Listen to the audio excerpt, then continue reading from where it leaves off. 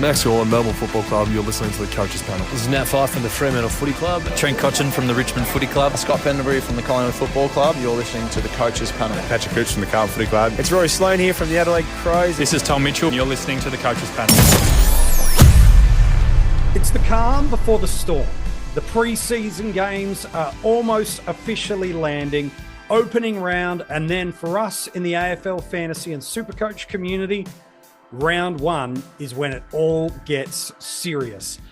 But in this calm before the storm, some decisions can be made and need to be made that will ultimately impact the direction of your 2024 fantasy footy season. Hey, it's MJ from the Coaches Panel. I hope you're well, and welcome back to another strategy episode. Today, specifically focusing around the AFL fantasy nuances, but super coaches, don't panic, because there's going to be some great content that's coming specifically for you still this preseason, but also every single element of what we want to unpack on today's strategy episode, the parallels are equally viable as important. So Supercoach players, stay with us, because although you're going to hear a lot of AFL fantasy numbers and data points, equally as important for us to talk about in the world of Supercoach. Joining me on this strategy episode, he's been part of the Coaches Panel ever since it started. Rids, nice to chat to you, and lots for us to unpack when it comes to the preseason strategy of these next couple of weeks.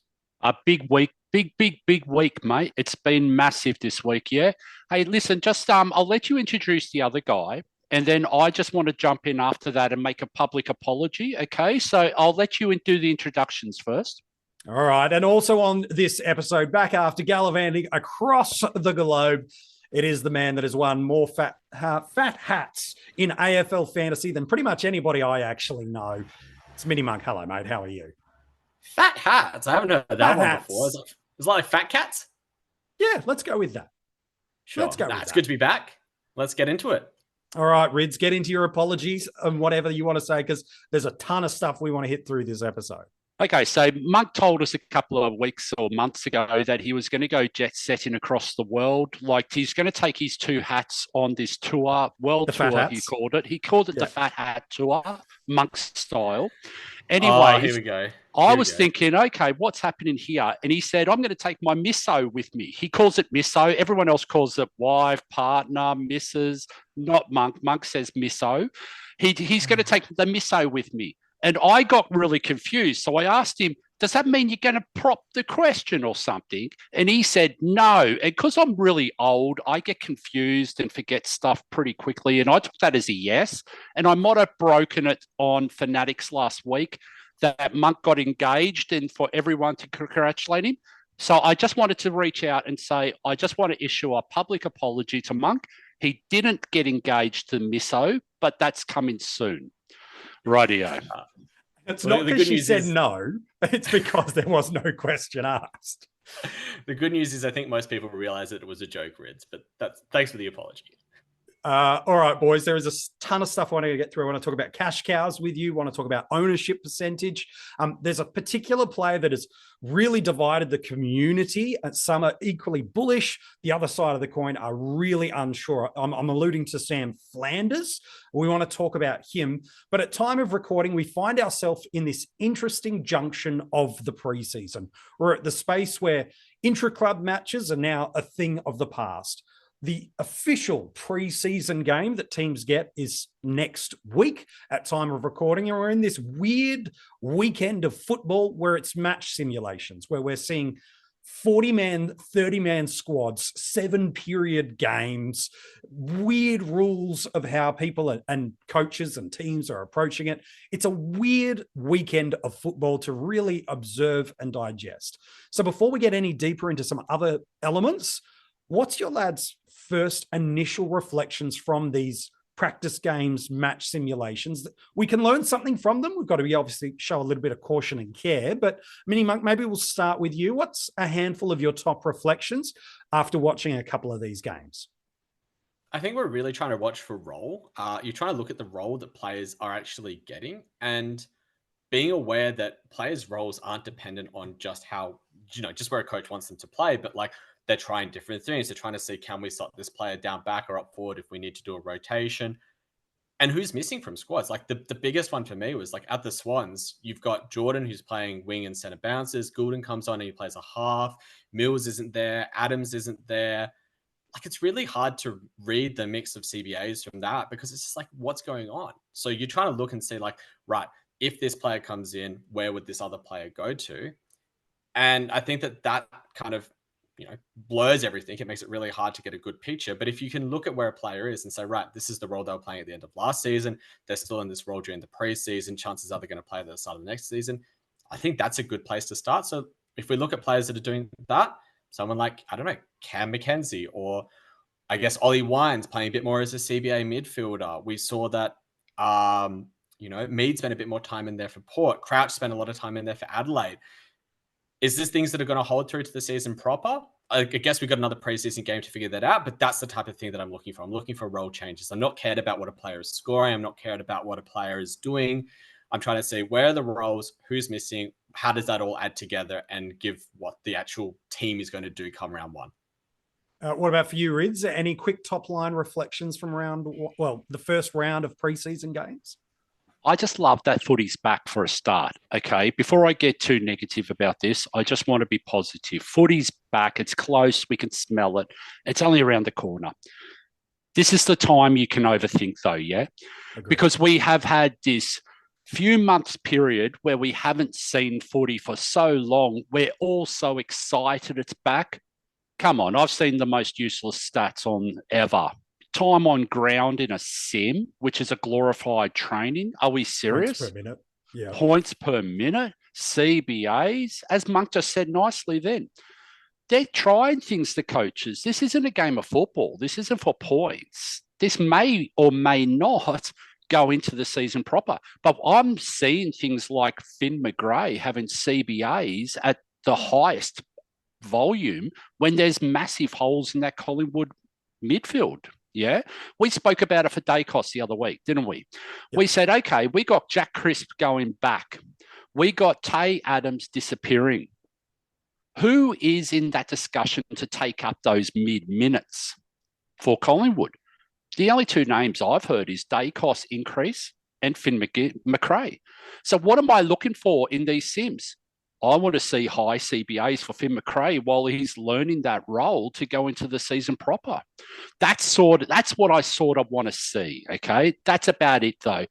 Please don't take this the wrong way, but time on ground for a sim when people are trying to get their loads up and everything else, we're overthinking now. Who would have thought that the fantasy football community would be so desperate for information that they overthink and reflect on elements? MiniMonk, anything else before we move on to the ownership conversation I want to have? I just want to say, like, Rids is 100% correct when he's talking about that time on ground because it's never been this year. Like, we have a preseason game, a practice game, a preseason game, and then they go straight into round zero. There are 8 teams that only have a week turnaround between when they play their preseason game and when they go into playing a game for 4 premiership points. So of course there's going to be load management. Of course they're going to be just giving, some of their star players a couple of quarters or 3 quarters and only 60% time on ground or 50% time on ground. But who cares? Does it matter? Is it really going to be like that come round one? Of course not. Of course it's not going to be like that. So don't read too much into those stats and say like, oh, but Rory Laird only played 3 quarters. Oh, but Matt Crouch only played 2 quarters. Who cares? It doesn't matter. There's plenty to learn from. I remember during the 50 most relevant, which if you haven't gone back and checked out the audio or the video episodes, you can go and do it. We built it in such a way that based on the elements and evidence you see through the preseason, it has all the variables of conversation. So we talk about a Finn McRae, does he get points or not in this role or not, a Crisp or not? We unpack how that works. So you can go back and check them out. But I remember having a conversation with both of you guys, Rids around Nick Dacos, MiniMonk was around Hayden Young. When we talk about ownership and this critical tipping point that it gets to.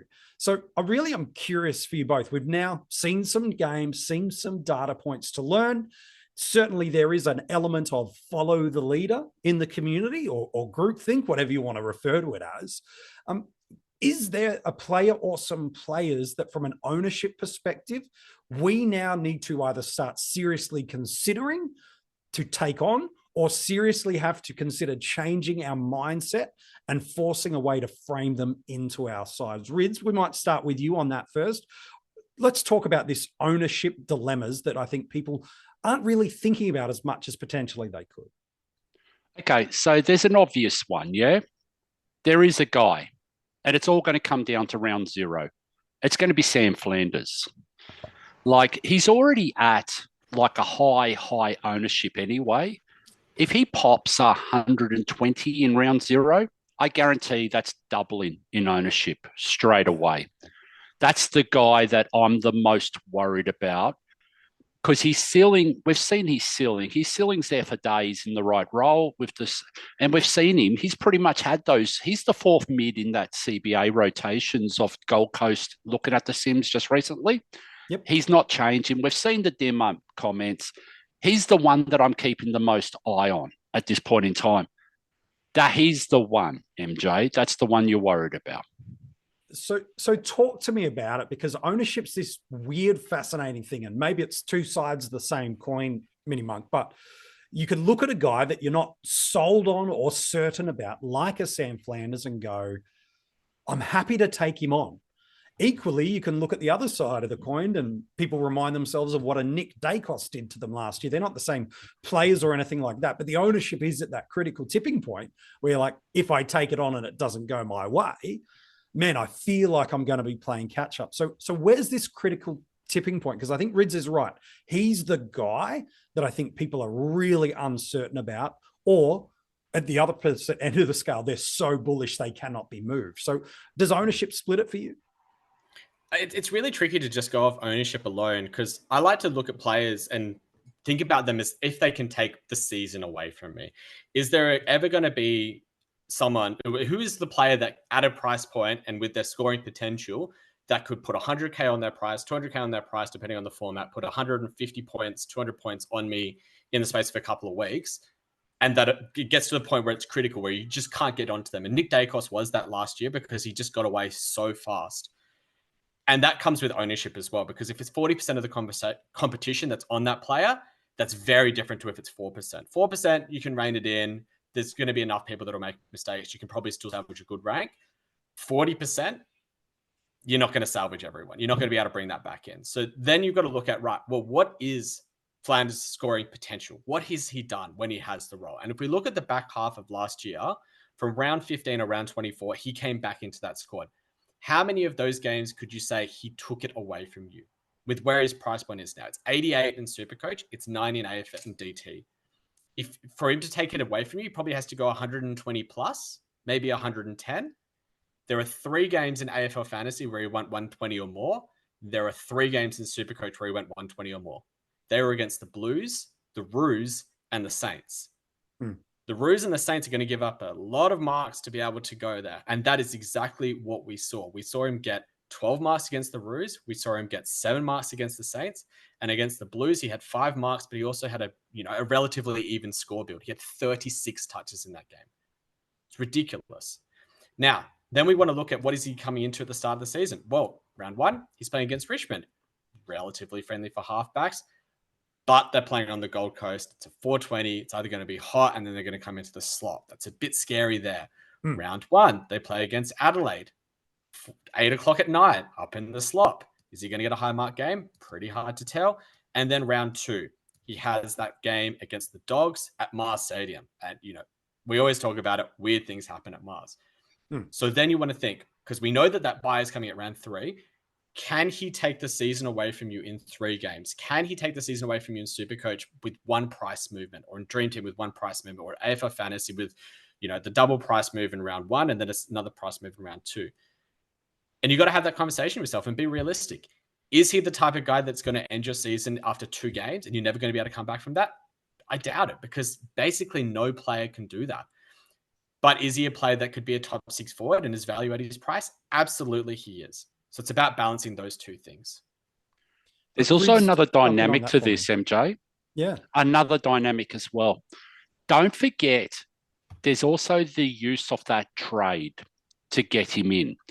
Is there anyone else that pops? Are you going to miss someone? Okay. Is it, and we know that it's who is it? That's coming off the round 2 bye. Sorry, was it Brisbane and Brisbane Carlton. and Carlton? Okay, so is it going to be a Tunstall? Is it going to be like whoever that's pops that you have to absolutely get into your team? Okay. What does that look like if you start Sexton and Flanders? There's a whole heap of variables here, okay? Like, is it Sexton the guy that you want to trade into after the bye, not Flanders, which would heavily weight this decision about starting Flanders over a Flanders? And then there's another dynamic as well. Is it FOMO? Is it because everyone else in groupthink is talking about it so bloody much that I just don't want to miss this guy because everyone loves him? This episode is brought to you by Allstate. Some people just know they could save hundreds on car insurance by checking Allstate first. Like, to check you have the tickets in your wallet first before you drive 2 hours to the big game. Seriously, you had one job. Now the closest you'll get to the 50-yard line is parking lot D. Yeah, checking first is smart. So check Allstate first for a quote that could save you hundreds. You're in good hands with Allstate. Savings vary. Terms apply. Allstate Fire and Casualty Insurance Company and Affiliates. Northbrook, Illinois. Yeah, I think it is starting to get to FOMO levels because of the comments that came from Dimmer. That was directly mentioning Supercoach. Yeah.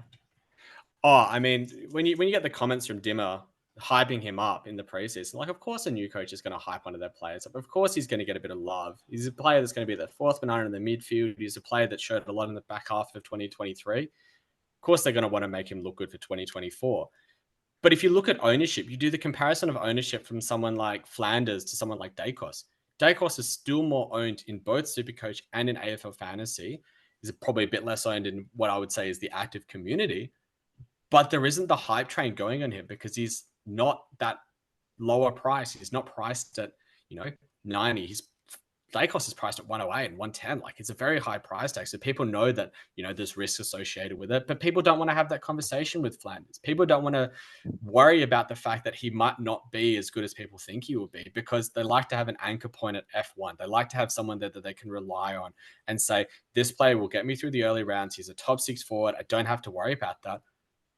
They're worried because last year we went from a year where we went from 5, top 6 forwards that we already had locked away to start the season. And now we might start none. Like, there's a genuine conversation to be said that this is the year where you don't need to start a top 6 forward in your forward line. And that scares the living daylights out of people. That is what people are probably scared about. As much as it's FOMO, as much as people perceive the upside, as much as people just want to hear the narrative that supports the conclusion that they're having, people just don't want to be able to, people just want to sleep at night, I guess, is the way to think about it. And guess what? How they sleep at night, MJ? They use the words keepers. They use the words, I want to hold someone for the whole year. And I did that on purpose for Monk, okay? Because he caused a bit of an uproar, not just recently. But that's how we usually do it, because that's how we used to think of it. We want to start the guy that's value, that's going to be a season-long keeper, and I'm going to hold him through thick and thin, no matter what happens till the end of the year. Even if he has a bad stretch, stick fat. Stay with him. You pick premiums to stick with him. You don't trade out of them. And we did it ourselves. We had this conversation a million times last year just with Rory Laird. Yeah. Okay. But the fact of the matter is the game has changed. Yeah. People have to change their mindsets. We're not looking for value guys anymore to be season-long keepers. If that's what happens, beauty, yeah? That's icing 100%. On the cake. That we all want that. That's what we're hoping for.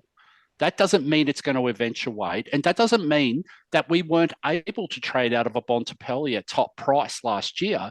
If anything, we saw it in years gone by that we are actually suggesting to people to trade out when they hit top value, top price. Goulden last year, maybe that's a bad example, but he actually at one stage was priced at 10 more than what he was averaging at some stages.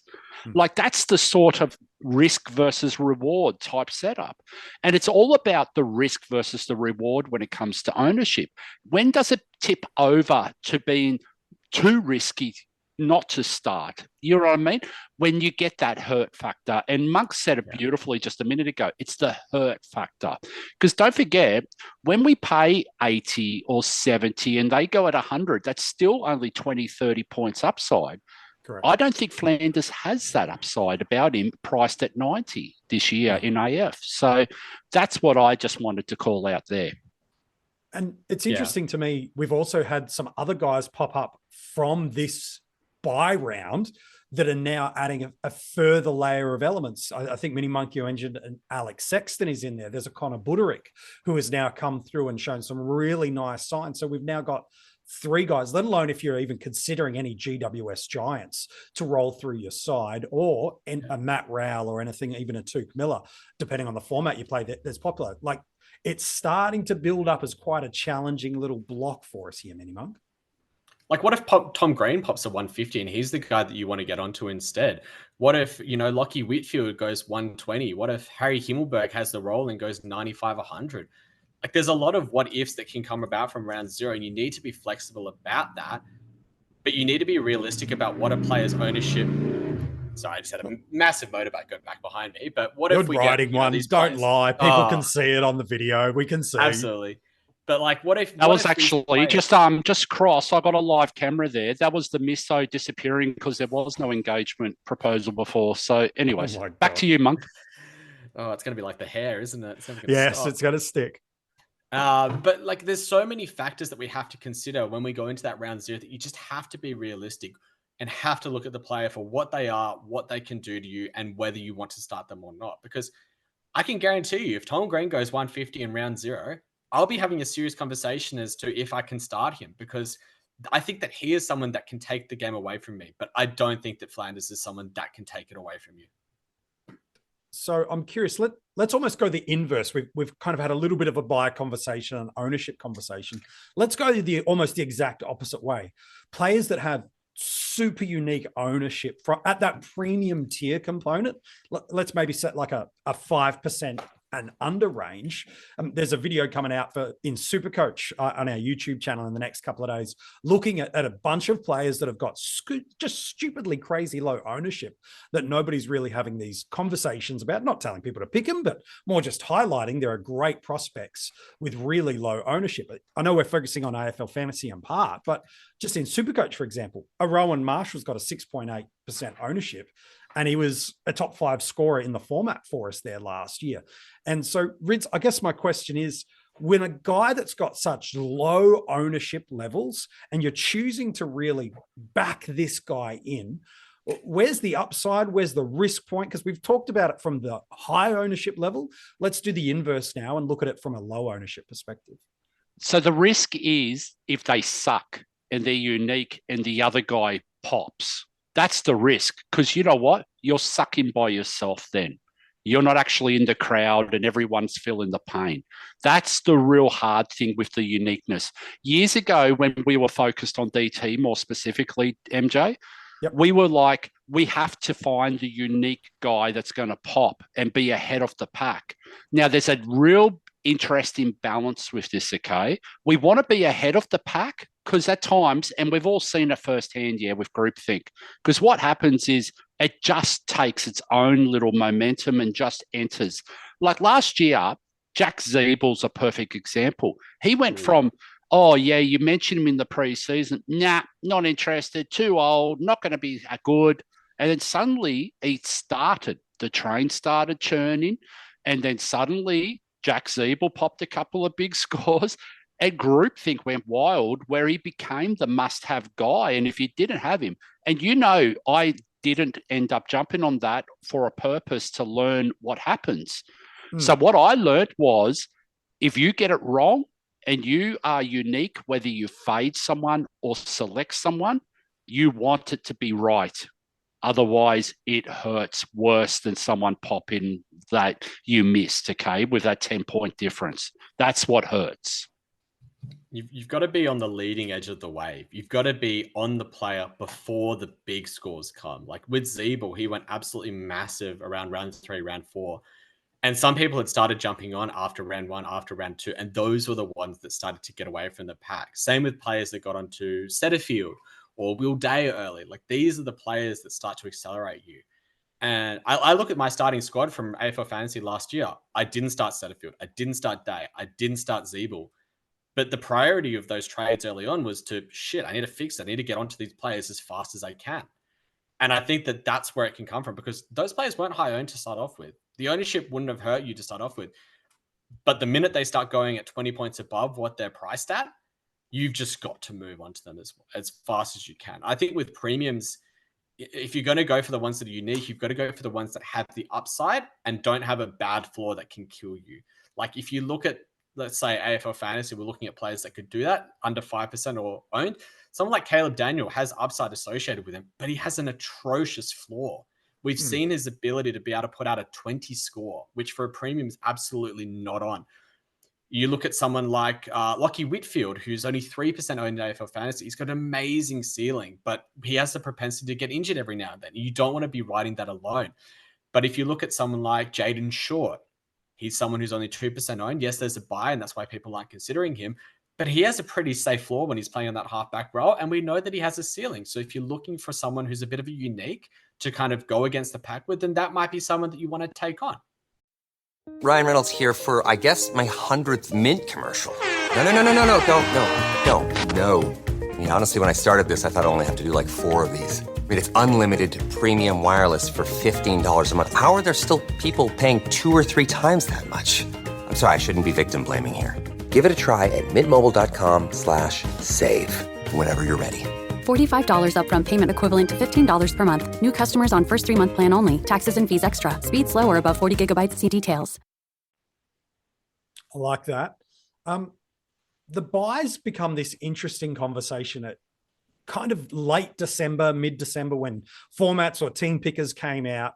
It was all about, if it's a premium and a top-priced guy that is, and getting one of these first, 4 out of the 6 weeks that we start the year, don't even consider it. No there.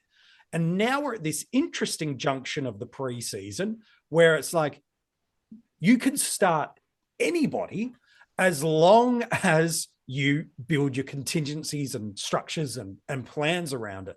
I often find when the community kind of goes from one sweeping end to the other in a period of 6 to 8 weeks, chances are that truth generally lands somewhere in the middle. And so my question for you both, and maybe Rids will start with you, is, are we looking at these buys correctly? Or are we looking at them incorrectly? We haven't done a block of buys this early in the season of multiple teams ever. We've never done a best 18 like this ever. So there's a lot of unknowns, but are the swingings of the community right on this one? Or do we need to show a little bit more caution like was maybe promoted at the start of the year? Well, technically, MJ, we live in a different world, okay, where we have everything accessible to at the tip of our fingers, rightio. We can get on social media and we trying to build our brand, okay? So we've given a platform for anyone to just throw out anything. So what happens is when these new rules come into place, everyone overreacts and everyone just goes straight away and starts spewing on the social media outlets. Oh, no, it's the end of the world. It's the end of the world. And then what happens is everything settles. The dust settles. Everything slows down. Everyone gets a bit of time to process it. And everyone's going, oh, you know what? It's not about the premiums that are missing the buy round. It's about who's covering the premiums in that best 18. It's got nothing to do with the premiums. And that's what we've been saying from the word go, yeah? The premiums that are missing, whether it's a premium, mid-price, or whatever, that blue dot allows you the ability to loop your bench rooks on to cover them. That allows you a VC to C loophole option for that week. That's your ability to make up your points as you go along. And that's why the day cost is so interesting, okay? Because we talked about it in the day cost 50. That timing of fixture with that high ownership, that means he's very valid as a VC option, like if you decide to go that way. And just so everyone's clear, I'm in the do not start day costs camp right now, but that could flip depending on whatever happens over the next couple of weeks, okay? So that's where I'm at the moment, but it's really, really hard.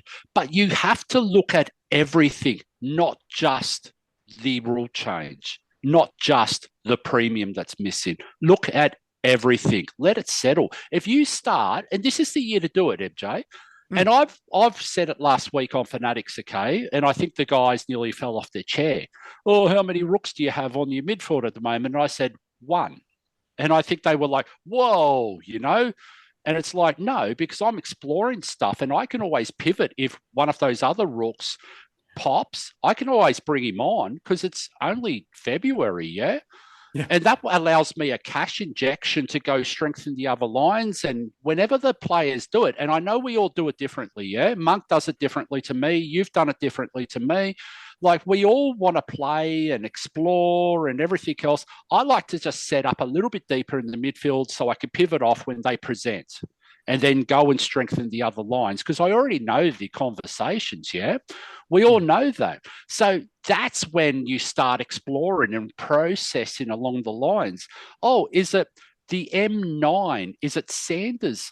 Is it Caulfield at D7 that's filling in for the Williams? Is it like, do we have another rookie? And we're going to talk about rookies, and Monk wants to go on his long run in a sec. But the thing is, okay, who's covering them? It's best 18 as well. How many guys do you really need on the field to get a good, decent score of best 18? Because if your best 18 premium / mid prices out of your 22, you're likely to drop the 4 rook scores anyway, even if you have 22. So how much important is this? I don't know. I don't have a crystal ball, but I think we're overthinking this, okay, a bit. But I'll hand it over to Monk because I'm sure he's going to go a bit nutty about it. Well, a little bit, but I've actually got a question back for you, MJ. What's changed? It's not community perception that's just changed. What else has changed for us to be accepting of round 0 premiums now? Time has probably been the biggest change for people. Time to think, time to consider, time to try and realize I might just be locking myself away or into something that I'm not happy with. Yeah, I think time is a good point. I'm a bit of a cynic because I don't think it's just time alone. I think it's that people are just going, I actually like this player. I just want to pick him instead. And you get hype comments from Dimmer Hardwick about Flanders. You see that, Tom Green is getting 85% CBAs and looks like the main man in that GWS midfield. You see that Nick Dacos is playing through the midfield. You see that Kitty Coleman racks it up on half back. You see that, all of these things happen and people just go, whatever. I'll just deal with it now. But nothing has changed. We're still in the same boat. We still have the same issues associated with round 0. Ritz has explained it really well about how scores can cover in, how it allows you to loophole as well. You get that VCC option if you've got a player on that week. If you've got cheaper players that you can loop on with, like a Finn McRae, a Connor Buderick, an Alex Sexton, a Zach Williams, these types of players allow you to have a go at rookie scores as well. The cheaper a player is, the less risk there is associated with them with the early buy. And the more expensive player is, the more risk there is associated with them with that early buy. I'm still sticking pretty hard and fast to that. I really don't want to start any early buy players unless I absolutely have to. And that links back into the conversation we were having before about these players taking away a season from you. But nothing has changed. We still just need to consider it in exactly the same way we did when the season first opened up. It's best 18.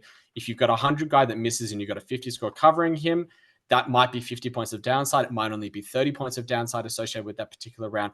But do the calculations yourself and have a think about how much, upside and downside you're willing to accept on these players that you're choosing to start or not start.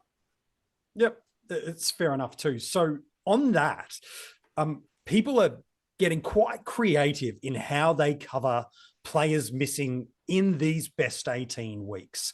And probably the most creative space I've seen that is in the ruck line. The most popular 1-2 punch at the moment, I'm seeing in a lot of spaces in terms of a combination, is a Gawn and a Grundy. I think most people have at least one of those two.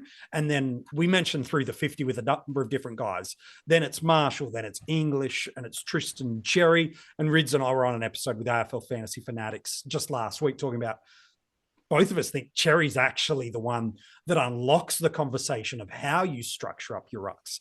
And so some people are considering, well, with Gawn missing a week in round 6 and Grundy missing a week in round 5, the best way to protect most available spots on field to activate their 22 is potentially putting a Tristan Cherry in at R3. It's a lot of money on the bench, but it does activate the opportunity for all 22 on-field spots to be able to be selected. So, Rids, what's your take on that? Where did this ideology, from your perspective, come from? And does it hold some water and some weight for us?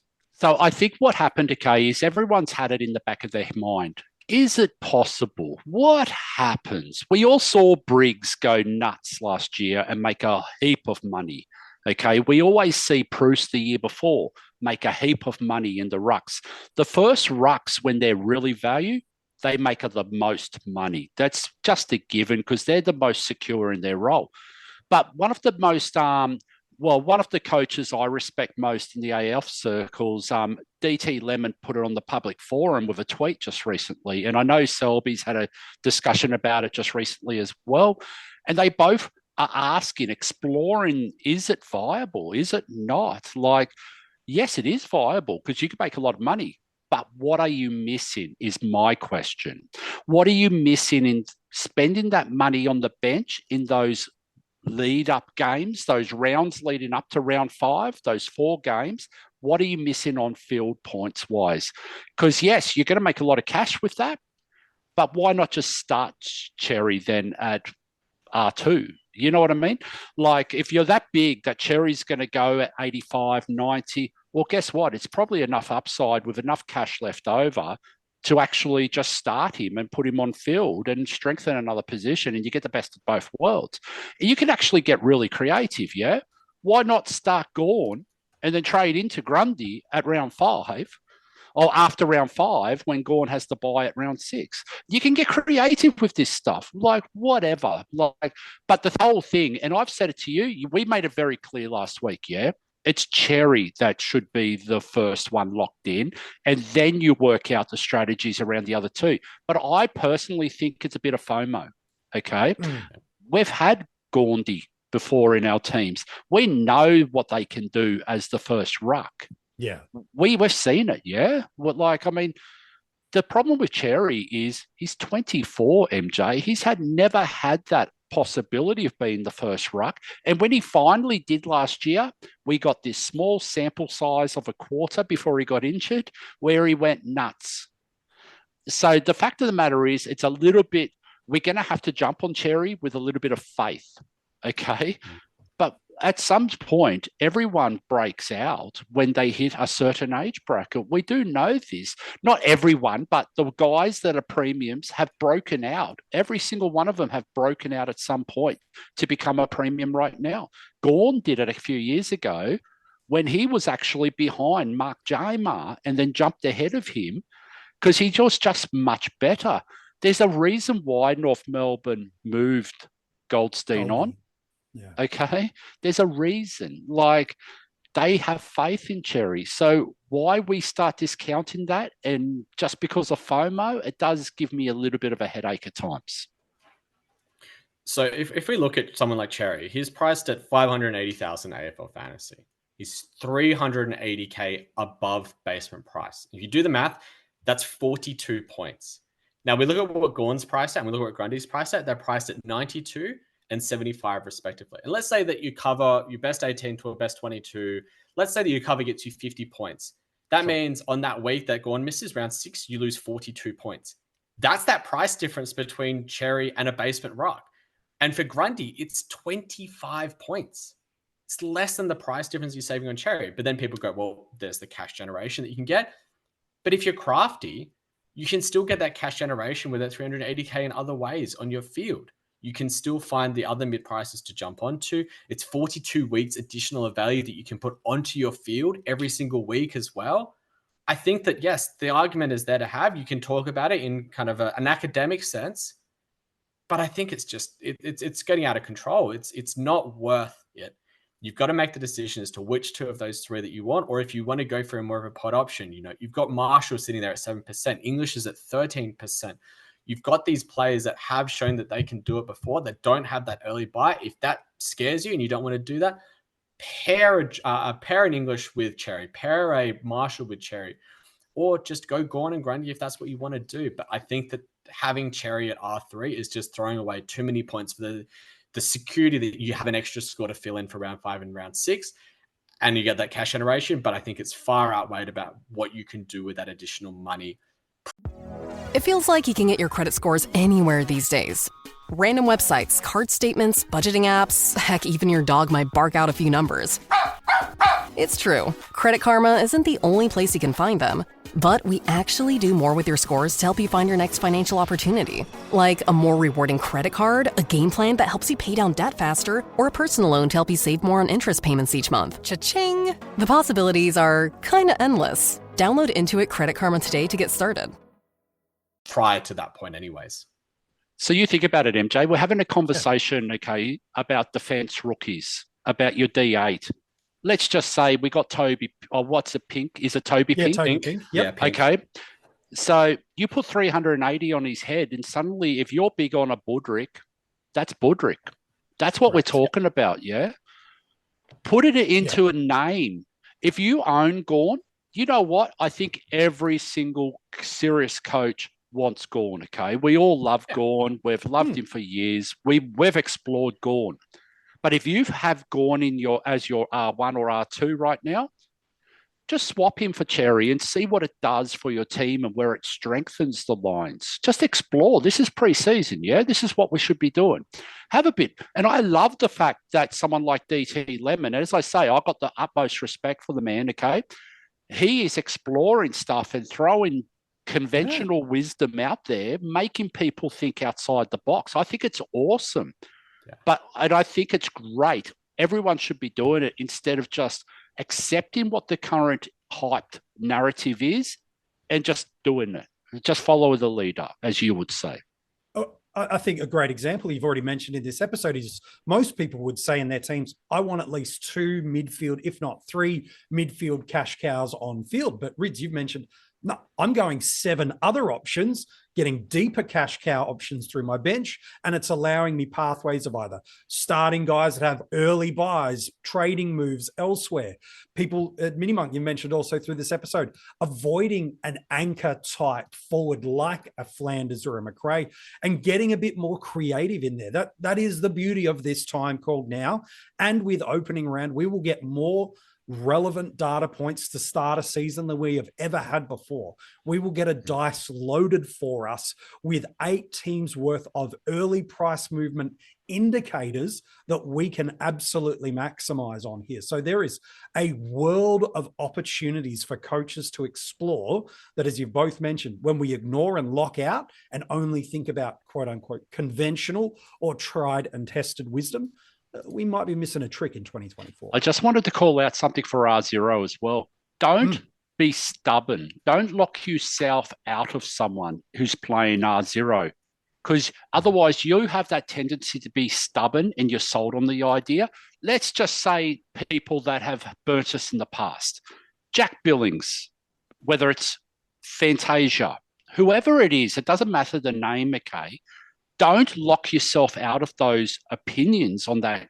Let round 0 happen and then make a more informed decision based on the round 0 data that you've just got for free. It's a cheat code. And I heard Holmesy's referring to it. It really is. Don't lock yourself out of something because you're being stubborn and you're trying to just play the game as you did 2 years ago. Yeah. So before we wrap up the episode, I want to talk to you boys, specifically MiniMonk. I want to ask you about our cash cows. It's always interesting. I love being able to watch it. You know, different content creators, team reveals, or across social media formats of Instagram, X, and Facebook. People are loving putting their community team out there, looking for some feedback and opinion. And there's some commonality of names I'm seeing on our defensive lines, sort of 7 and 8. Gibcus, Pink, Phillips, Curtin, Marty Hoare, like guys that we're all going, yep, we think they're going to play. But what do all these guys have in common? They're all, if they are playing, a key position defenders. Is there a potential risk factor of the way we're structuring up? Because we're moving beyond the hypothetical now of when we're in December and January of, yeah, I like this. Yeah, he'll play. Yeah, he'll play. It's now getting to the critical element of, are they in best 22 calculations? Or are they just squad depth? I think it's really, really tricky at the moment in that defensive line. I think it's going to be very similar to what we had. I think it was in 2022 where we had Paddy McCartan and Sam DeConing as, rookie defenders. We had them on our bench, but they were just slow burns. They were pumping 50s, 55, 60s. I think they ended up getting to about the 400K marker in AFL fantasy and, the high 200s, low 300s in Supercoach. But that's all they needed to do. They just needed to be a heartbeat. They just needed to buy that slow burn cash generation. And so then when you're looking at that D7 and D8 position in our teams for this year, if we don't have any of those high generations, those defender rookies that actually have a role where it isn't playing as a key tool, which, spoiler at this stage, I'm not sure we do get any, but what are we doing? How are we just going to sit them there? We want to go for the ones that have the best job security. That might be the likes of Pink, where they don't have many key defenders down there for North Melbourne, and they're going to see a lot of ball. That might be someone like Phillips, where it's exactly the same. They might see a lot of ball down back there, and they've got a lot of injuries already. It might be someone like Gibkiss, because he has that round zero game, and he gets the accelerated price cash generation as a result of that. But you need to look for the ones that have the better job security rather than the higher upside for scoring potential, because I think that the ones that have the higher upside for scoring potential have the worst job security associated with them. Yes, some good advice, boys. You've been absolute superstars for us on this episode, helping MJ, people unpack. Yes. I just wanted to add one more thing to that discussion, okay? Have a look at the round 2 and round 3 bye. Who are they playing, okay? Who's in your team? I can tell you now, okay, let's just look at Hawthorn, okay? If you're choosing a key position defender, they play Melbourne in round 2 and they play Geelong in round 3. Geelong is pretty difficult to have. There's a couple of massive monsters at Geelong that could take your game away pretty quickly. So, and you have a look at the other ones. I think someone like, who was the other one? Sorry, the North Melbourne guy. Yeah, so the North Melbourne fella is on Fremantle, okay, in round 2, and then Carlton round 3. Pretty tall. Okay. I think Gibkiss has even got a unfriendly matchup in 1 or 2 of those games. It's like these guys don't have good opposition to play against. So the likelihood of them popping, Richmond, they go Port Adelaide and Sydney just to complete it. We've got the Dixon, Finlayson, Sydney, obviously, with all their guys, whether it's McLean, whether it's McDonald, all the Max. Just be aware of who's playing, where they're playing.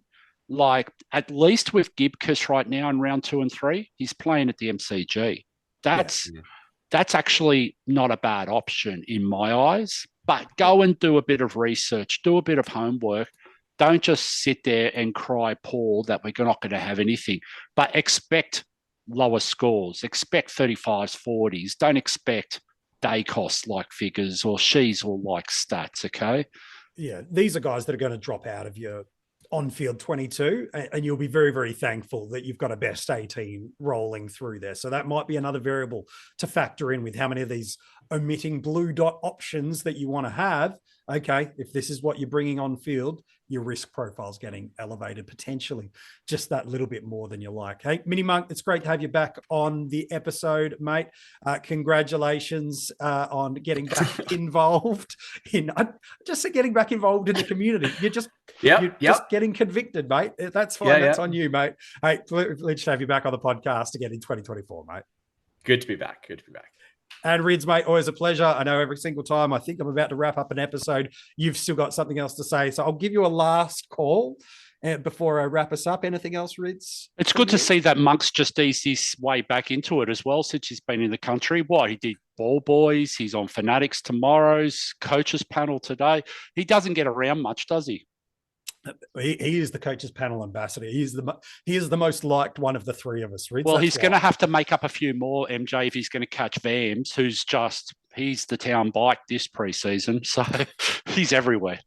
We've been very, very grateful for some of the great content creators that have joined in with us this preseason. If you've loved this episode and you're watching it on YouTube, make sure you've subscribed if you haven't already done so, and leave a like and a comment on the review. What do you think about some of these elements and strategy points that Rids and MiniMonk have mentioned? If you are watching this on YouTube, you can comment below and let us know. If you're listening back to this through Spotify, Apple Podcasts, or wherever you get your podcasts from, make sure you've subscribed and left a 5-star rating and review.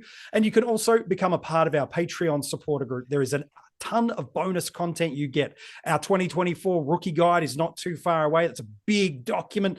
It has also got a podcast that sits alongside that, as well as a ton of other rewards during the preseason and season proper. If you want to join our Patreon supporter group, all the details are in the description of this episode. So, we got another big week of fantasy footy to watch. The official matches get underway. The official practice games. We'll have plenty of reviews to come back to you from those games and plenty of other strategy conversations as we get closer to the start of 2024 fantasy footy.